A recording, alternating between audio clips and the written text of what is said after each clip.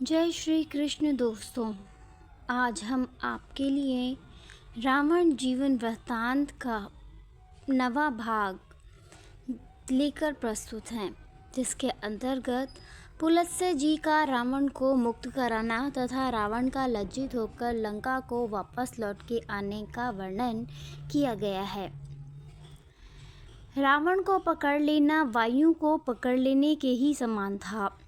स्वर्ग में वार्तालाप करते हुए पुलत्स्य जी ने जब देवताओं के मुख से यह बात सुनी तो वे पुत्र स्नेहवश थर्रा उठे और वायु गति से माहिष्मति नरेश से भेंट करने आए। राजा के द्वारपालों और मंत्रियों ने उनके आगमन की सूचना राजा को दी। तब तपस्वी पुलत्स्य का आत्मन सुन वे हाथ जोड़े हुए उनकी आगवानी को आए। राजपुरोहित अर्ध और मधुपर्क सामग्री को ले आगे चले। राजा ने कहा, हे मुने, यह राज्य, ये स्त्री पुत्र और हम सब लोग आपके ही हैं। आज्ञा दीजिए, हम आपकी क्या सेवा करें। यह सुनकर पुलत्स्य मुनि ने धर्म, अग्नि और पुत्रों का कुशल मंगल पूछा। साथ ही उन्होंने अर्जुन से कहा, हे नरेंद्र, तुम में अतुलित बल है, तभी तो तुम दशग्रीव को जीत लिया है। अहो, जिसके भय से सागर और पवन भी मौन होकर आज्ञा पाने की प्रतीक्षा किया करते हैं। वे वत्स, अब मैं तुमसे यही मांगता हूँ कि मेरा वचन मानकर तुम रावण को मुक्त कर दो। अर्जुन के पुलत्स्य जी की आज्ञा शिरोधार्य की और बिना किसी आपत्ति के ही सहर्ष राक्षसेंद्र रावण को मुक्त कर दिया। फिर अग्नि के समक्ष उपस्थित हो अपने मन को शुद्ध कर इसके साथ नैत्री भी कर ली। फिर ब्रह्मा जी के पुत्र पुलत्स्य जी को प्रणाम कर राजा अर्जुन अपने भवन में प्रविष्ट हुआ। पुलत्स्य ने भी रावण को विदा किया। यद्यपि अर्जुन ने रावण का स्वागत किया, तथापि पराजित हो जाने के कारण वह लज्जित होता हुआ लंका को चला गया। ब्रह्मपुत्र पुलत्स्य जी भी रावण को छुड़ा ब्रह्मलोक को प्रस्थित हुए। जब रावण किष्किंधा गया था, अर्जुन द्वारा मुक्त किया गया राक्षसाधीप रावण फिर सब पृथ्वी पर भ्रमण करने के लिए निकला। जहाँ कहीं भी उसे अधिक बलवान मनुष्य या राक्षसों का होना सुनाई पड़ता, वह वहीं दौड़कर जाता और उसे युद्ध के लिए ललकारता। एक दिन वह बाली पालित किष्किंधापुरी में पहुंचा और उसने सुवर्ण मालाधारी बाली को युद्ध के लिए बुलाया। तब युद्ध की इच्छा से आए हुए रावण से बाली के मंत्री तारा के पिता सुषेण, अंगद और सुग्रीव ने कहा, राक्षसेंद्र, इस समय बाली तो बाहर गए हुए हैं, जो आपके जोड़ के हैं। अभी अल्प काल के लिए आप ठहर जाइए। बाली चारों समुद्रों पर संध्या कर अब आना ही चाहते हैं। तब तक शंख की समान श्वेत हड्डियों के इस ढेर को देख लो। ये उनकी हड्डियां हैं जो वानर राज बाली से युद्ध करने की इच्छा से आ चुके हैं। हे रावण, यदि तुमने अमृत रस भी पान किया होगा तो भी बाली के समक्ष जाने पर तुम फिर जीवित न रह सकोगे। हे विश्रवापुत्र, आज तुम इस संसार को देख लो और अल्प क्षणों तक ठहरो, फिर तो तुम्हारा जीवन दुर्लभ हो जाएगा। और यदि तुम्हें मरने की शीघ्रता हो तो दक्षिण समुद्र पर चले जाओ। वहीं समुद्र के तट पर तुम्हारी बाली से भेंट हो जाएगी। बाली पृथ्वी पर स्थित अग्नि के समान भभकता है। तब उनकी इन बातों को सुनकर उनका तिरस्कार करता हुआ रावण पुष्यक पर बैठा दक्षिण समुद्र की ओर गया। वहां पहुंच उसने सुवर्णगिरी के समान उन्नत बाली को संध्योपासन करते हुए देखा। काजल के समान काले रंग के रावण का विमान से उत्तर पड़ा और बाली को पकड़ने के लिए पैरों की आहट न करते हुए तत्क्षण ही उसकी ओर चल दिया।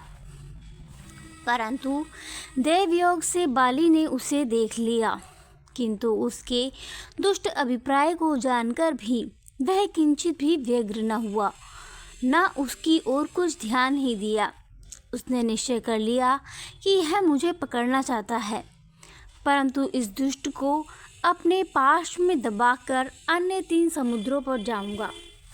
इसके हाथ, वस्त्र और पैर लटकते रहेंगे, जिससे गरुड़ के पंजे में फंसे हुए सर्प के समान लोग इसे मेरे पार्श्व में पड़ा देख सकेंगे। यह सोचकर बाली मौन ही रहा और वेद मंत्रों का जाप करता रहा। जब रावण ने समझा कि अब तो मैं हाथ बढ़ाकर इसे पकड़ सकता हूँ, उसी समय बाली ने दूसरी ओर मुँह किए ही उसे इस प्रकार पकड़ लिया जैसे गरुड़ सर्प को दबोच लेता है। फिर तो वह उसे बगल में दाबे हुए बड़े वेग से आकाश में उड़ा।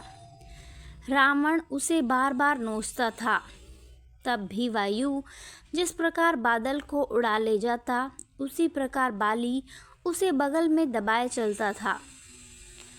इस प्रकार रावण के परास्त हो जाने पर उसे मंत्री उस बाली से युक्त कराने के लिए रावण के पीछे पीछे दौड़ते रहे, परंतु बाली तक वे पहुंच ही नहीं पाते थे। इससे वे श्रमित होकर बैठ गए। इतने में महावेगवान वानरराज बाली रावण को लिए पश्चिम समुद्र पर जा पहुंचा। वहाँ स्नान, संध्या और जप करके वह उत्तर समुद्र पर आया। वहाँ भी उसने संध्या की ओर पुनः पूर्व समुद्र पर आया। वहाँ भी संध्योपासन करके उसे पार्श्व में दबाए किष्किंधा लौट आया। किष्किंधा के उपवन में पहुंचकर उसने रावण को अपनी कांख से छोड़ दिया और बार बार हंसकर पूछा, कहिए आप कहाँ से आ रहे हैं। तब कांख में इतनी देर दबे रहने के कारण रावण भी श्रमित हो गया था, जिससे उसके नेत्र व्याकुल हो रहे थे। राक्षसेंद्र ने विस्मित हो बाली से कहा, वानरराज, तुम तो साक्षात इंद्र के समान हो। मैं राक्षसेंद्र रावण हूँ। युद्ध करने की इच्छा से आया था, परंतु आज तुम्हारे हाथ से पकड़ लिया गया। अहो, तुम्हारा बल, पराक्रम और गांभीर्य आश्चर्योत्पादक है। तुमने मुझे पशु के समान पकड़ चारों समुद्र पर परिभ्रमण किया है। हे वीर, तुम्हारे अतिरिक्त ऐसा कोई भी वीर नहीं है जो मुझे लिए इस प्रकार वहन करे।